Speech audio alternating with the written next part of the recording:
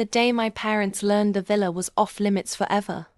When my grandparents died in a car crash, grief swallowed me whole. They had been the only family members who ever treated me like I mattered. But then their will was read and the room went silent.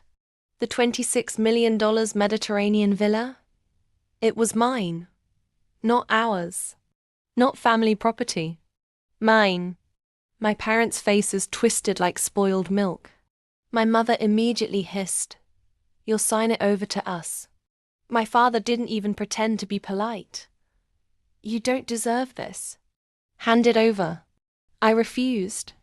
The next day, they proved just how little love they had for me. They kicked me out of their home, shoving my clothes into trash bags. I walked out without a word, and into my grandparents' villa. That night, I slept in a bed carved with gold inlays, surrounded by walls lined with priceless art. I could almost hear my grandparents whisper, "You're home now." But morning brought trouble. I heard the gate open. My parents stormed in, voices echoing through the grand foyer. They had come to evict me from my own property, waving papers they claimed would transfer ownership. I didn't bother to argue.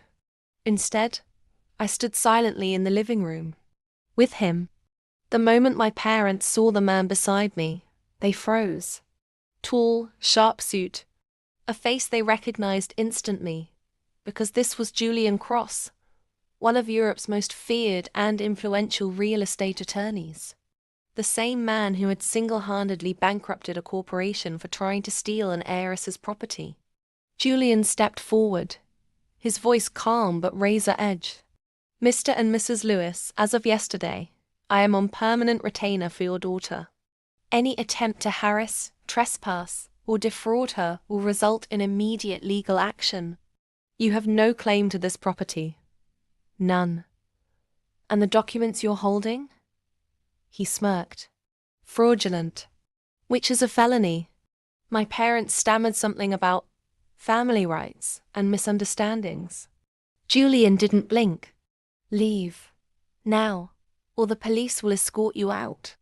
And be warned, every conversation from this point forward will be recorded." They backed away, faces pale, the fight gone from their eyes.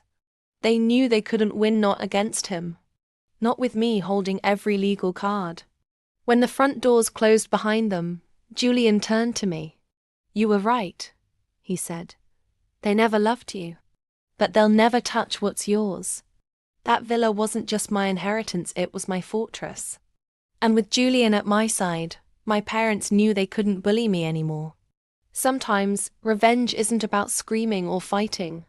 Sometimes, it's about standing in the home they wanted to steal, next to the one person who can make their worst fears legally uncheckable. If you loved this tale of power, betrayal, and ultimate justice, subscribe to my channel right now, because the next story I'm dropping makes this one look like a warm-up. You won't want to miss it.